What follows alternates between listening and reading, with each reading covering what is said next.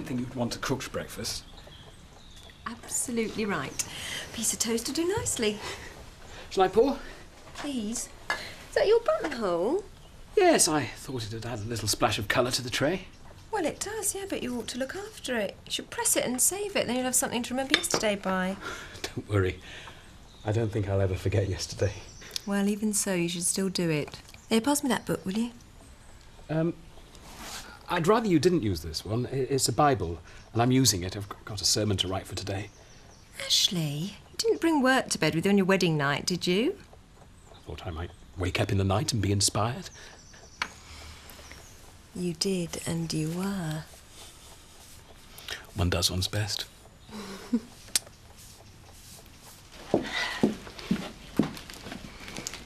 Seems strange not having Bernice here to boss us about. Oh, make the most of it, Bet. She's only down the road. She'll be back for a dinner. It's a shame, isn't it, though, they couldn't go away for a couple of days. Well, it's such a busy time for both of them. I dare say they'll manage a few days later on. I dare say. You know, I've never been the marrying kind. Well, after a few come to that. But, I mean, if you were, and you could choose anywhere in the world for your honeymoon, where would you go? Anywhere. No expense spared. Anywhere. Las Vegas. Oh, too hot for me. They have air conditioning, Bet. I've always fancied Vienna. Wouldn't be for the gambling. Though I suppose I'd have a flutter. When in Rome and all that. It'd be for the fun. It always strikes me as being a very elegant place, Vienna, you know, men in evening suits, women in ball gowns, little orchestra playing the Blue Danube. 24-hour, round-the-clock fun. A few drinks, a thick steak, and a close-up of Tom Jones' pelvic thrust. Heaven. Still, I suppose it's all jeans and fast food like anywhere else these days, but I wouldn't mind finding out for myself. Chance would be a fine thing. Aye. Shall I put the kettle on?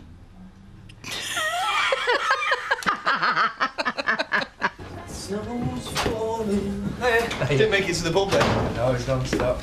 You missed a good do. Yeah, we were brilliant. Dead romantic, wasn't it, Joe? Yeah, in more ways than one. Well, I'm sorry I wasn't there, but I'm going to make up for it today. Have you got plans? Well, I'm quite excited because I'm going to cook myself a slap-up meal, and then I'm going to collapse in front of the telly and watch films all afternoon. Anything good on? I don't care. I'm just going to veg out. I can see why Viv took a shine to you. We have a mutual interest in fine hosiery. Oh, you've got a lot more to offer than that. And you were a great improvement on the guys she used to go out with when we were girls in Dagenham. Glad to hear it. Mind you, she's brought it all on herself, you know. I mean, she's always had a tendency towards the obvious. I like openness in a woman. It's a lot better than talking behind someone's back. Oh, I'm not saying anything I haven't said to Viv herself 100 times. I mean, take her skirts, for instance. I mean, you must admit that even now she wears them a tad short. But when we were 16, it was hard to tell her whether it was a skirt or the hem of a blouse she was wearing. And that got a few of the Neanderthals a bit hot and bothered, I can tell you. I bet she looks stunning. We both did. Oh, this looks very cosy. Bob and I were just getting to know one another. Oh, really? She was just talking about when you were girls together in Dagenham. What was she saying?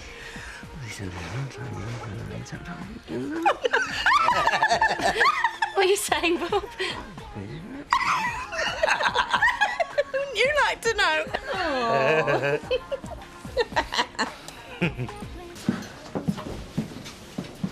Hiya. Hello. Okay if I join you? Yeah, sit down. Can I get you a drink? Orange juice, I'm afraid. I've drawn the short straw. I'm on call.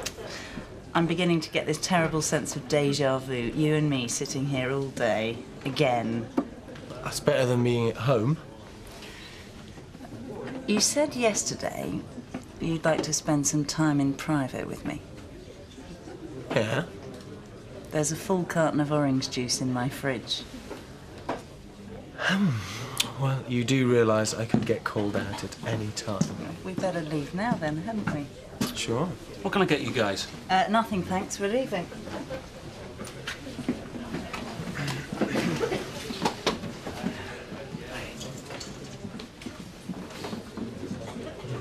What do you want? I'm leaving. Come say goodbye. You don't usually bother. Come on, Diane. Can't we be civilised? I don't feel civilised, Rodney. I feel cross. You had no right to go upsetting Bernice just before she got married. Well, I didn't mean to upset her. I had to say the things I did, otherwise I'd have been, well, failing in my duty as her father. I don't believe you just said that. You gave up any right to be Bernice's father years ago. You think you can just come barging in at the last minute, shouting the odds? You haven't changed, Rodney. Not one bit. Have you finished? I could write a flaming book. I asked Bernice how she felt about Ashley, and she told me. And then she got married, and I gave her my blessing. Big of you. Bernice doesn't have a problem with me, Diane. She asked me to be in the wedding photographs. I didn't ask. I wouldn't have done. That must tell you something about her. Yeah, she's too soft for her own good. Always has been. Okay. Okay, if you're going to be like that, I best be off. Oh, there is one thing you could do for me. What? Be Bernice's birthday in a couple of days. Do you give her that? She'll be here soon. You can give it her yourself. No, I don't want her to see us squabbling. It's best if I go. Will you give it to her? I'll think about it. You can't go on pretending I don't exist, Diane.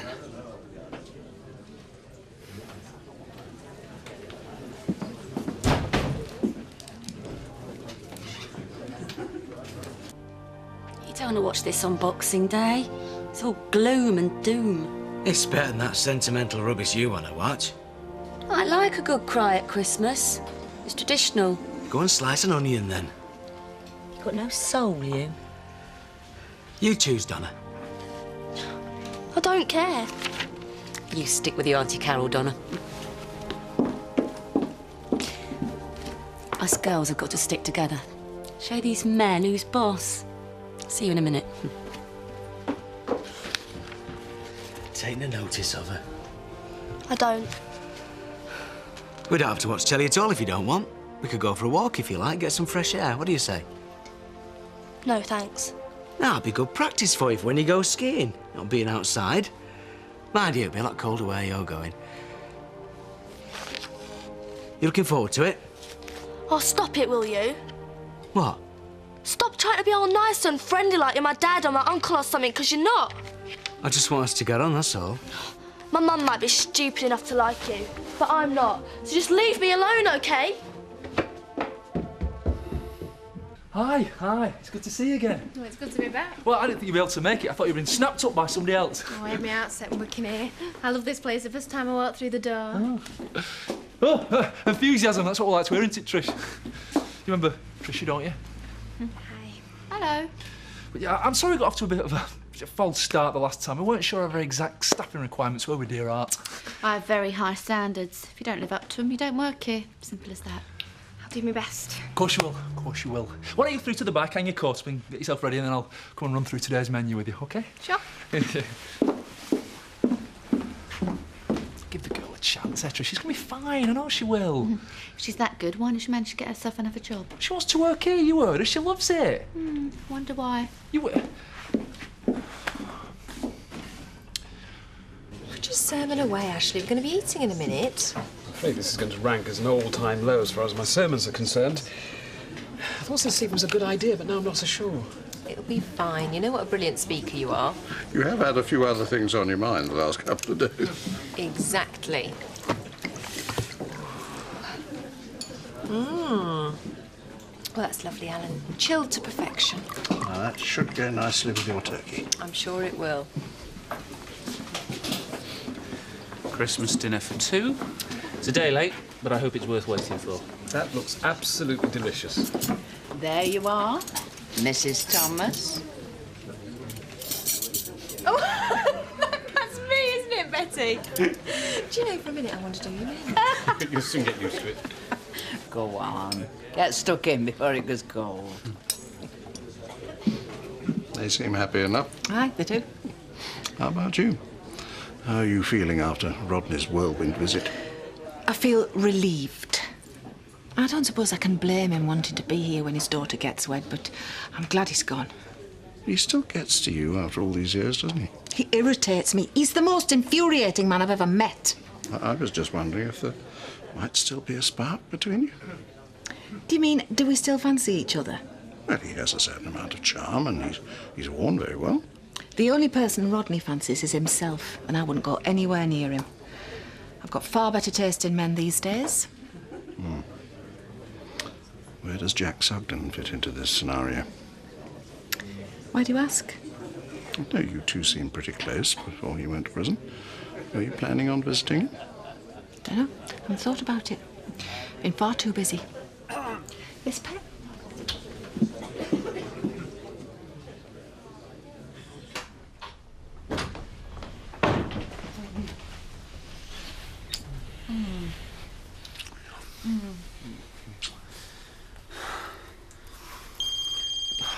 Oh, can't you ignore it? No, I can't. Could be an emergency. Oh, shame. Just when things were starting to get interesting.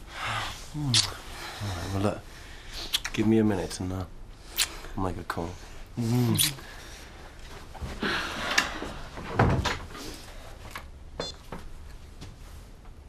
Paddy? Adam? Look, I'm sorry to do this to you, mate, but I'm in the middle of a very tricky job at the moment and another call's coming. You can't cover for me, can you? I know, but, well, you know I wouldn't ring unless there was no other choice. Yeah, well, I think I'm going to be stuck here for quite a while yet. Oh, you star. I owe you one.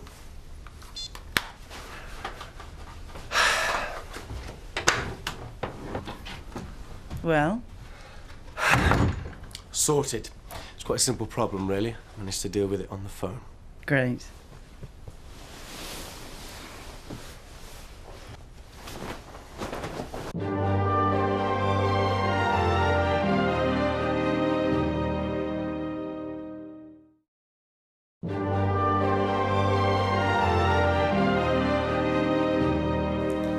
Why don't you come back to bed? You don't have to go yet. Oh, yes, I do. Well, do you want to go to the pub? We could have some lunch. Sorry, I've already got a date. What? Yeah, some friends of mine in Houghton, and if I don't get a move on, I'm going to be late. Yeah. You haven't mentioned these plans before now. So? Nothing, I just thought we could spend the day together. It's been fun. Yeah, it has. Well, maybe we can do this again sometime. Maybe, and now I really have to go. Well, you're not going to go before saying goodbye, are you? You can let yourself out, can't you? Shouldn't you have heard by now? Marlon, it's Christmas. Everyone's on holiday and there's no post. Even if they decided you can stay, we're not going to hear for at least a few days. What if somebody's tipped off the Home Office? We could be investigated. What'll happen then? Marlon, do you want out working all day yesterday? I came here to chill out. Hi. Oh, hello, Frankie. Oh, Chloe, can we have another menu over here, please? Is that your new waitress? Very nice. Oh, don't you start. It's bad enough Marlon walking around with his tongue hanging out. There you go. Thank you very much. Should you be back in the kitchen, Marlon? In a moment, my sweet. Frankie, I need you to reassure me, OK? When you got married, you never got investigated, did you? No, there were no problems at all. Oh, mind you, I had this mate who had a terrible time. You what? She did the same as me and Trisha, you know. She married a guy so he could stay in the country. They got rumbled. She got sent down. No. She had a really hard time. Well, thanks for putting my mind at rest.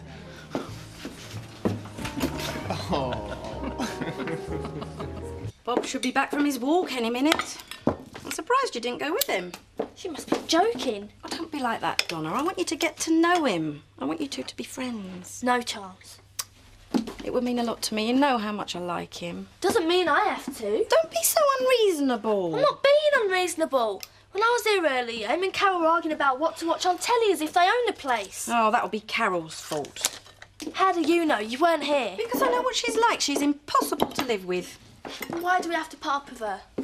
Because she's an old friend and she needed help. Anyway, she won't be staying long. She'll get restless and move on. And what about him?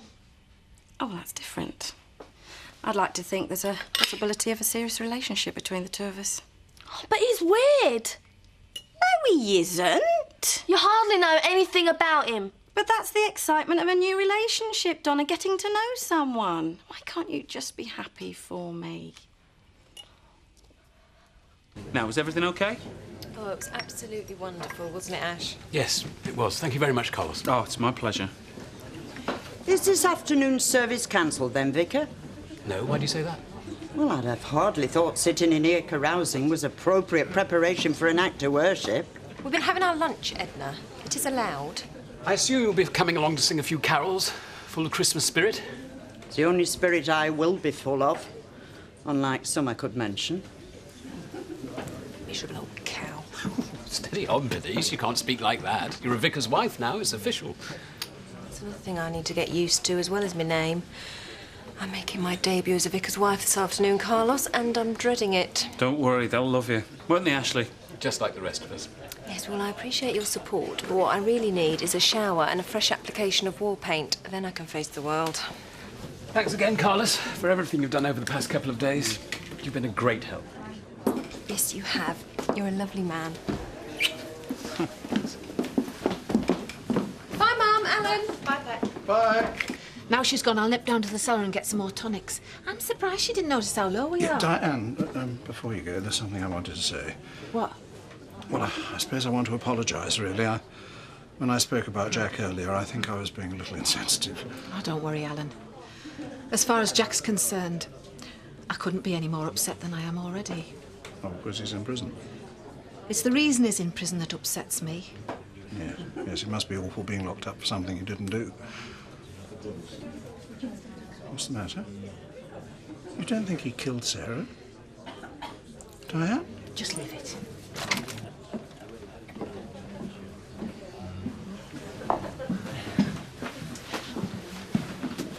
Ah, you look pleased with yourself. That's because I am. Bev found you irresistible then, did she? Can you blame her, Carlos?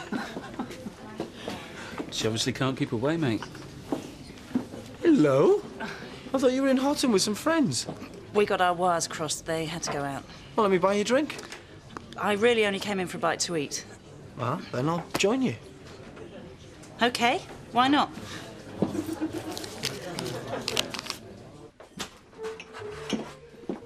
Couple at table 5 really like the lamb. Oh, cheers. I'm not surprised. It looked brilliant. Do you think so? Yeah, I think everything you do is brilliant.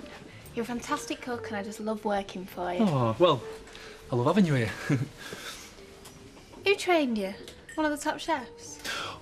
Well, I had offers from all over. You know, Leeds, Manchester, London, all big kitchens, but I wanted to go my own way. I'm a free spirit. You mean you taught yourself? All it takes, Chloe, is a grasp of the basics. Then you add a pinch of flair, a soupçon of imagination, a willingness to take risks, and well, you can turn a simple experience into something very special. You make it sound dead sexy. Well, food and sex go together, don't they? Like peaches and cream, Fresh figs and passion fruit. oysters and chablis. Take these to table 2, would you, Chloe? Thanks.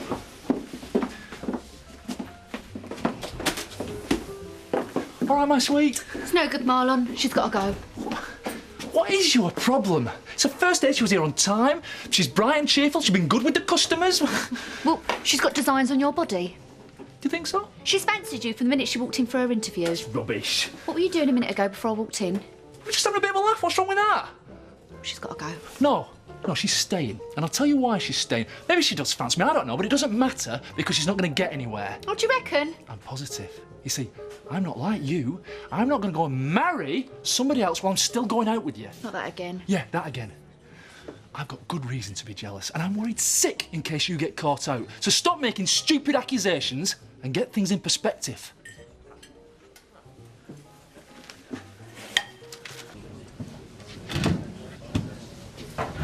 Just had the sort of job you wouldn't wish on your worst enemy. What was it? just been to see a really lovely family. 2 sweet little children. They've had a really happy Christmas. I need to put the dog down. Oh, no. Why? Hit and run driver. Happened this morning. Nothing I could do. You poor thing. You had a lucky escape, didn't you? Yeah, seemed like I did. Job not as bad as you thought. Just because from what you said on the phone, I didn't think you'd be back yet. What job is this, then? What? What are you on about? It's a false alarm. No, it wasn't. Tell him. Go on. OK. When I rang you before, I wasn't actually on call. I was at Bev's. I don't understand. Well, her and I were... You know. You and him? Oh, I see. So you two were lying in bed together. When the call came through, you just thought, oh, dump it on him. Hold on a minute, Paddy. I had no idea he'd rung you. You told me you dealt with the problem over the phone. Well, I didn't know it was going to be that horrible. That's not the point. You were unprofessional and you lied to me. You lied to both of us. Oh, let's not blow this out of proportion. I will make it up to you, Paddy. Oh, no. I don't want anything else from you. And don't expect any favours from me if that's how you're going to treat a colleague and a mate. I want nothing more to do with you. Stand